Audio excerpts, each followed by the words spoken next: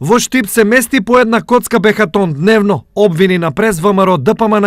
Според нив Стипион 3 месеци не може да го среди просторот околу пензионерскиот дом, па граѓаните се движат по кал и прашина. Поставувањето на бекатон плочки за ЈП Стипион се чини дека е едно од најкомплексните работи во градежната индустрија.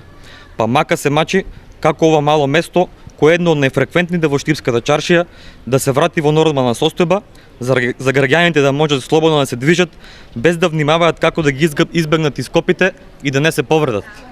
Исто така, да не заборавиме дека на овој простор голем број трговци го заработуваат својот леб, а со градежните активности достапот до дуќаните е отежнат и тешко пристапен.